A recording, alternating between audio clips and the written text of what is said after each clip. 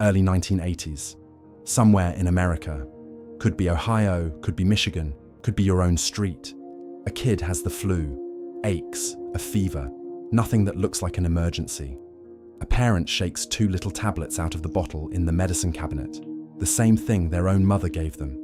Aspirin, trusted, cheap, sitting on a shelf in nearly every home in the country. 3 days later, that child is in a coma. Within a week, some of them are dead, their livers swollen, their brains flooded.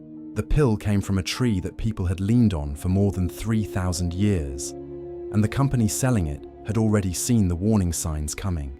This is where it begins. Long before there was a pill, there was a tree. Walk to almost any riverbank, pond edge, or drainage ditch in the country, and you'll find it, the willow. There are hundreds of species in the genus Salix, and they grow in nearly every temperate corner of the planet with their roots in wet ground.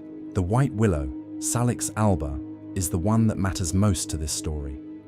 Peel a strip of bark off a young branch, put it between your teeth, and chew. It tastes bitter, sharp, astringent enough to make your mouth pucker.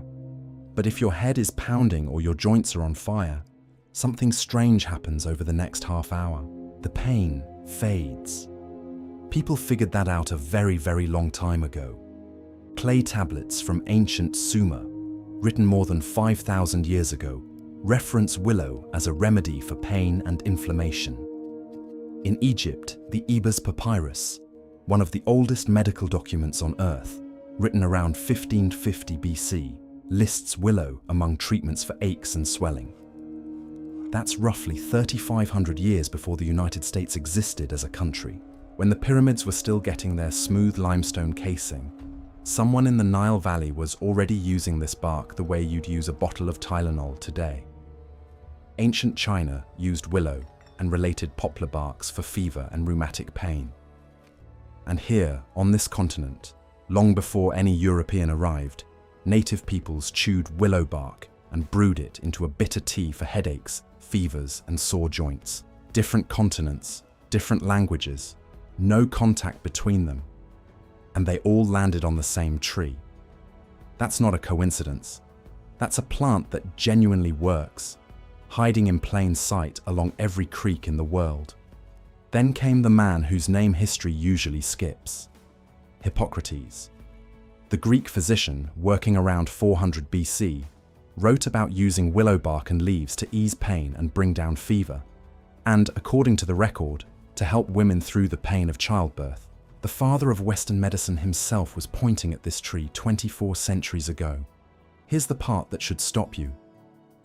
For most of human history, this was the deal. Nature's painkiller was free.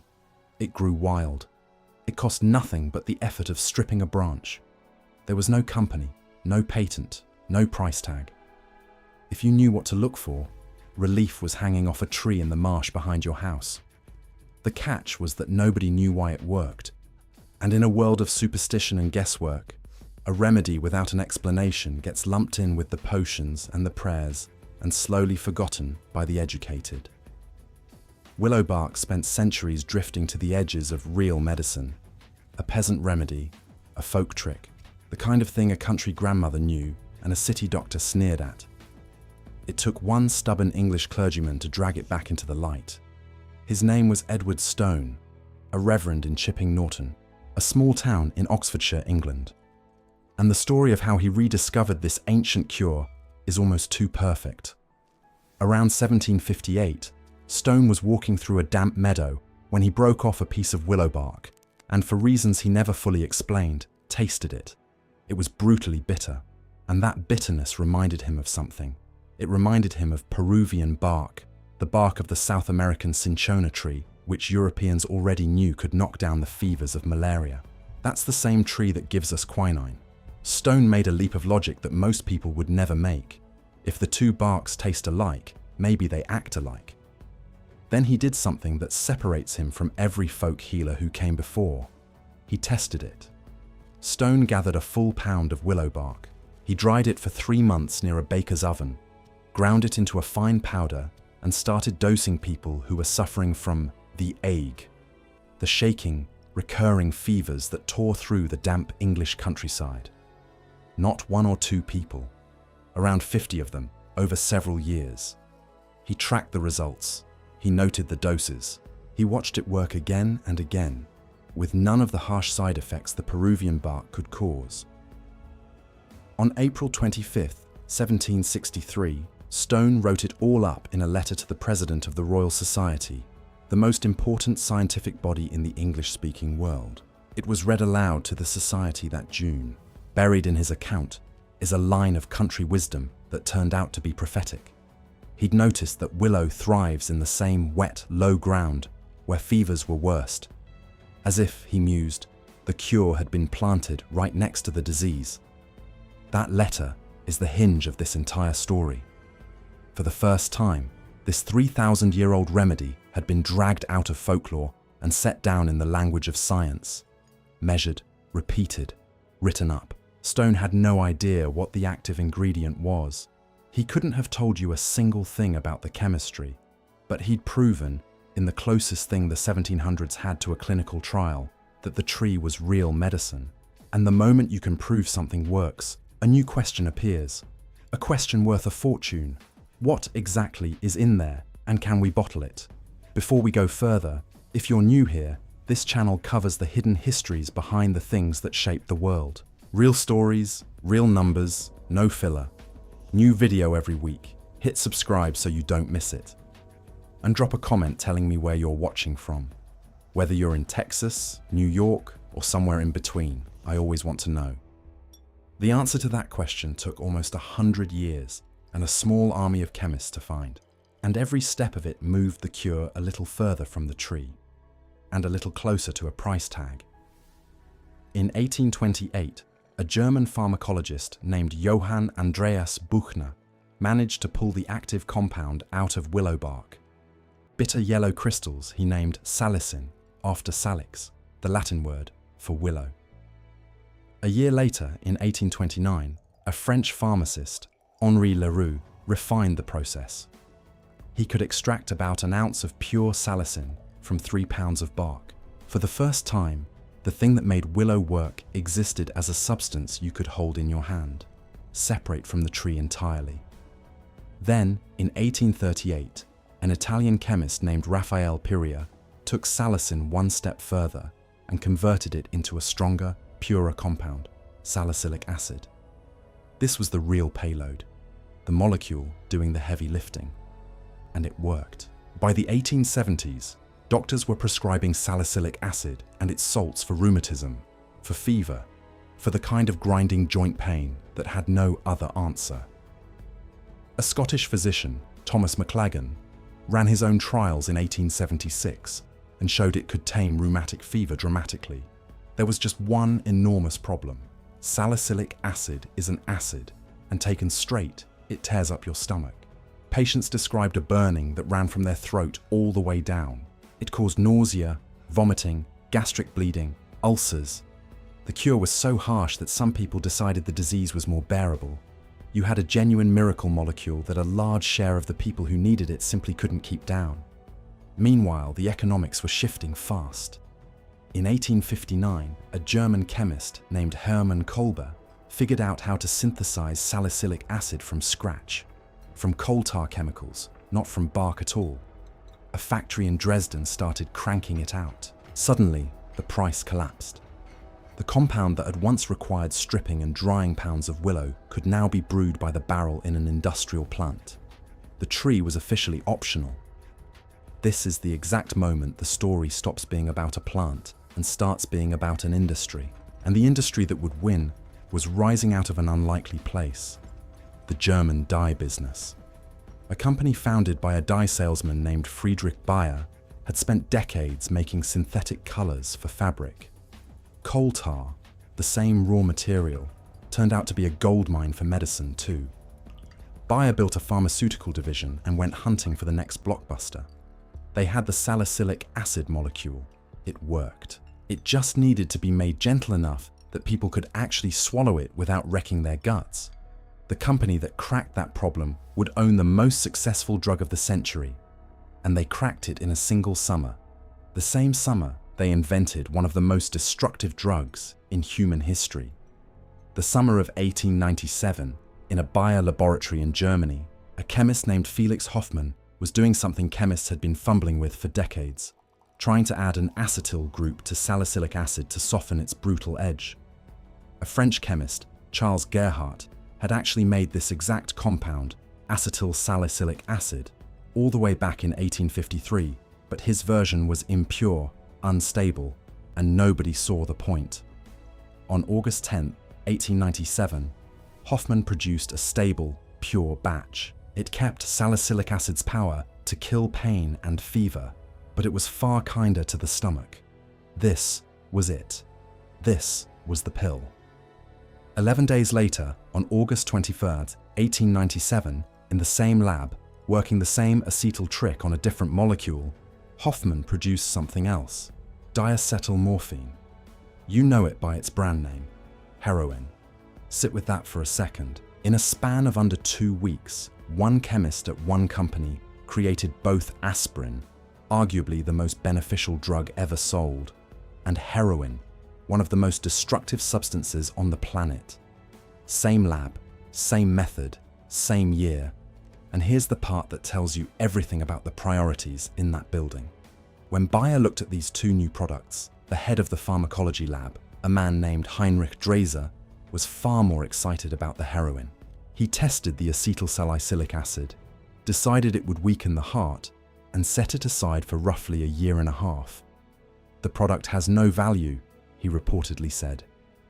There's also a credit fight that Bayer buried for decades. Another chemist, Arthur Eichengren, later insisted he was the one who directed the aspirin work and pushed it forward over Draeser's objections.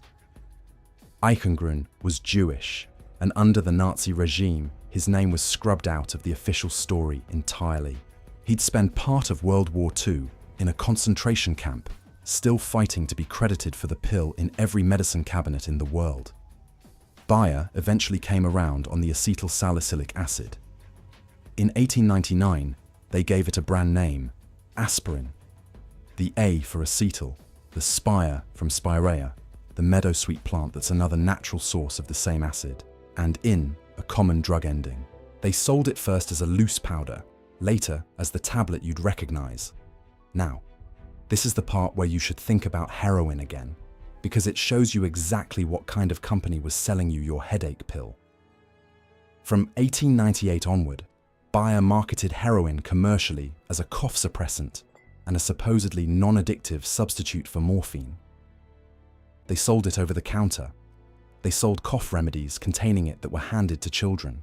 For more than a decade, families dosed their kids with heroin because the label and the salesman said it was safe.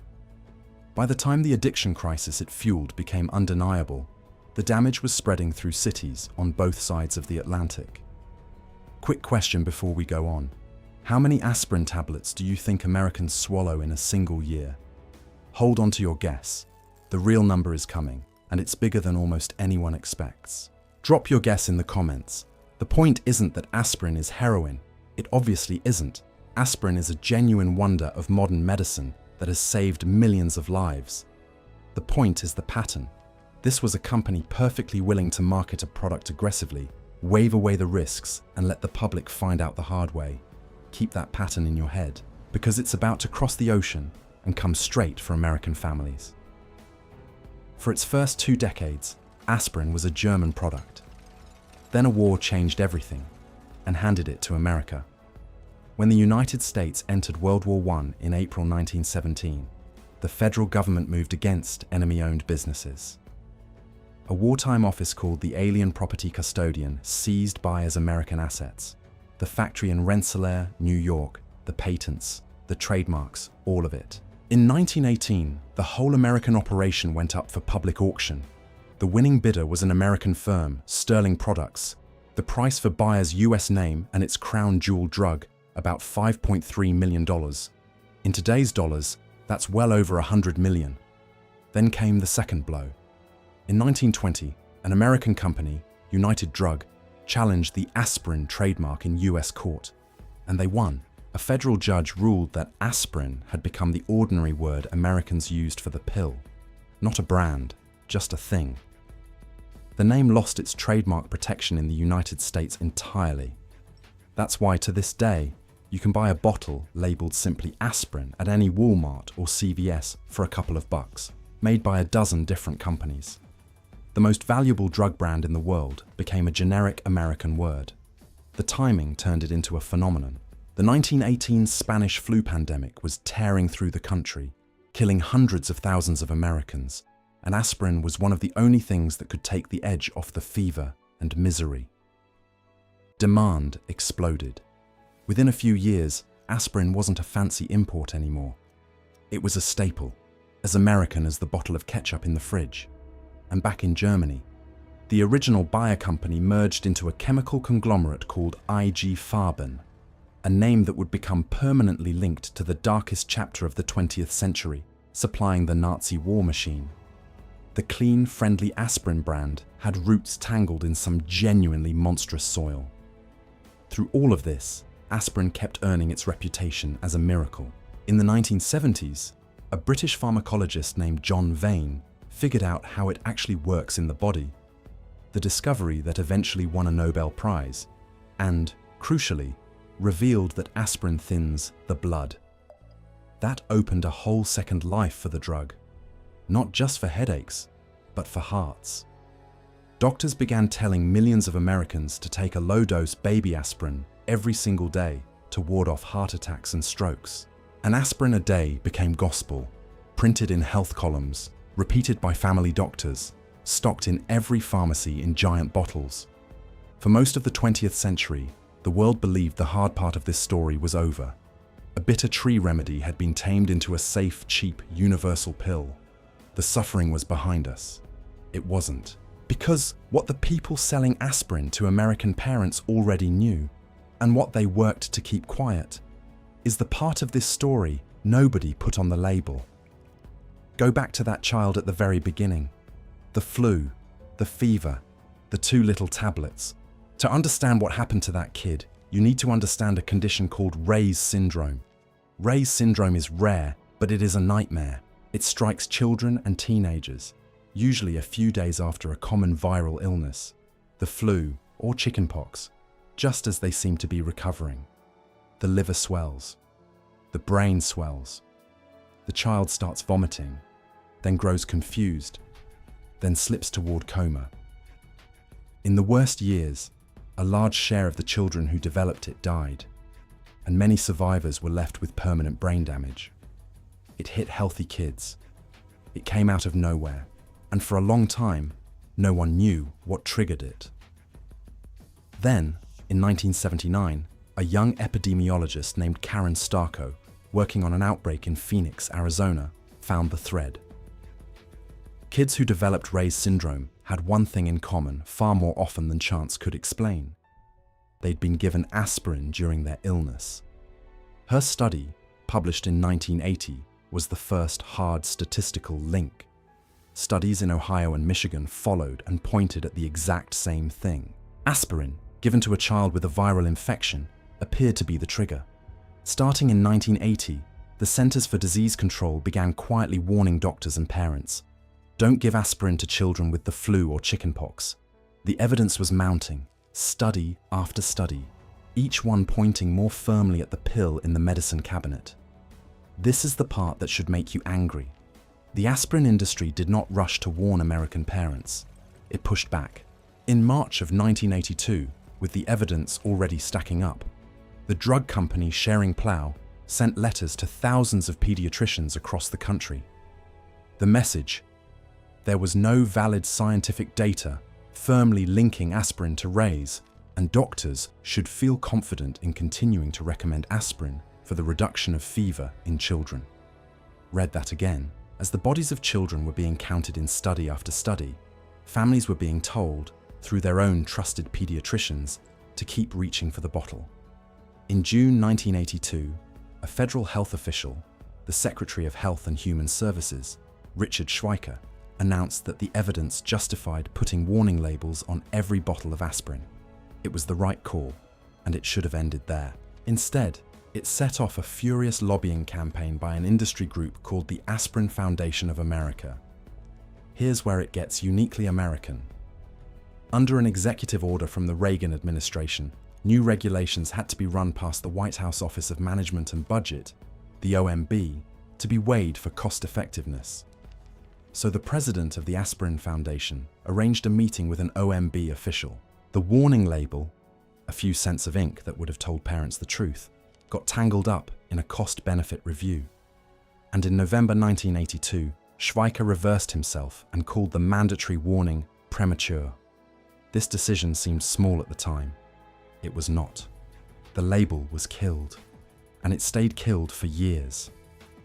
Let me lay the timeline out flat, because the flatness is the horror of it.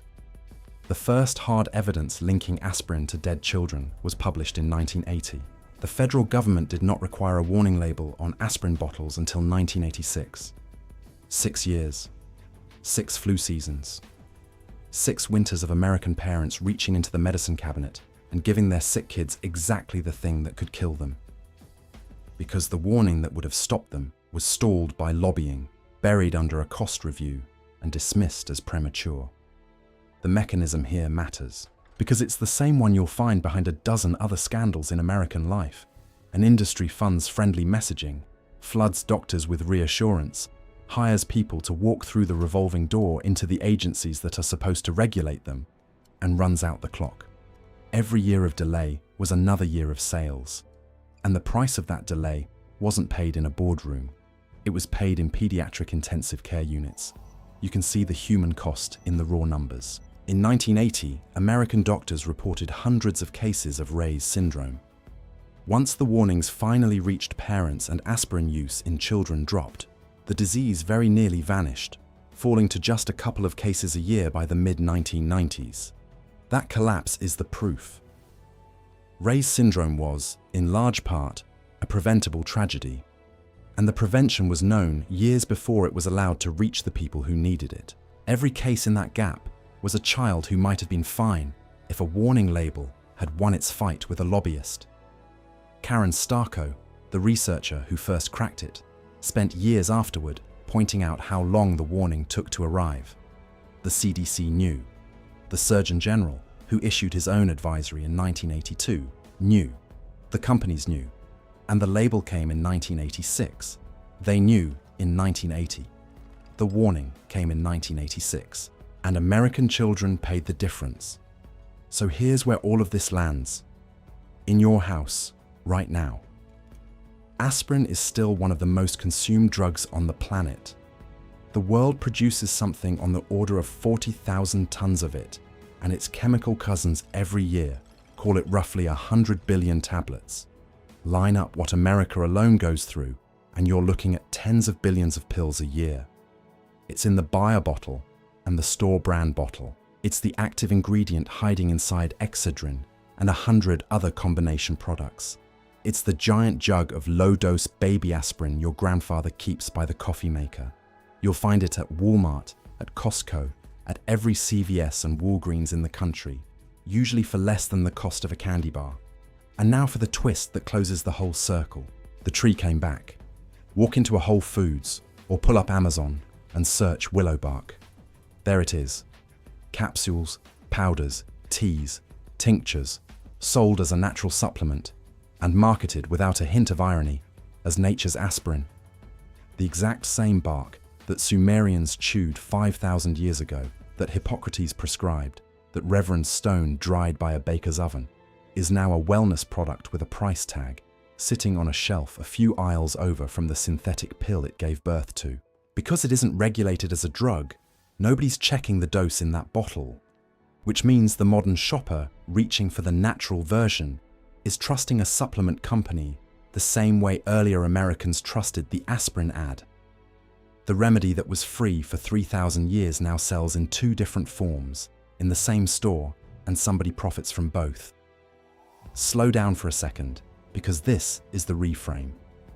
For almost all of human history, the cure for pain grew wild and cost nothing.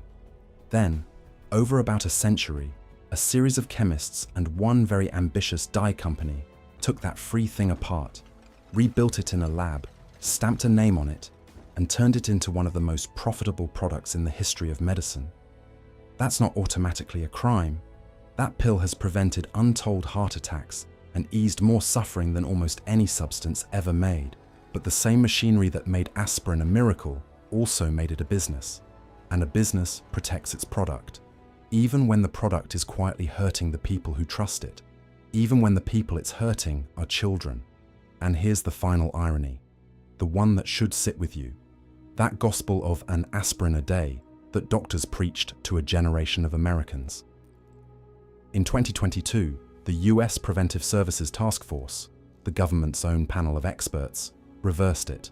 For most healthy adults 60 and over, they now recommend against starting a daily aspirin because the risk of dangerous internal bleeding outweighs the benefit. The stomach that salicylic acid burned 200 years ago never stopped being the weak point. Millions of Americans built a daily habit around a pill on advice that's now being walked back. So here's the question I can't shake, and I'll leave it with you. How many things sitting in your house right now, in your medicine cabinet, your pantry, your bloodstream, got there because someone in a boardroom made a decision you never got to vote on and told you only what helped them sell it? Let that sit. If you've got a bottle of aspirin in your house, and you almost certainly do, I want to hear it in the comments. Did you know any of this before today? Drop it below. I read every single one. If this is the kind of story you want more of, the real history behind the things that quietly run your life, subscribe. Hit the like button. It genuinely tells me to keep going deeper. And share this with someone who thinks they already know how the world works. It started as bitter bark on a willow branch, chewed by people who had no idea why it worked. It ended up in your medicine cabinet, in a little white pill you'd swallow without a second thought, and in a warning label that took 6 years and a fight against your own government to appear. The next time you reach for that bottle, you'll know exactly what it took to get there, and you won't be able to unknow it.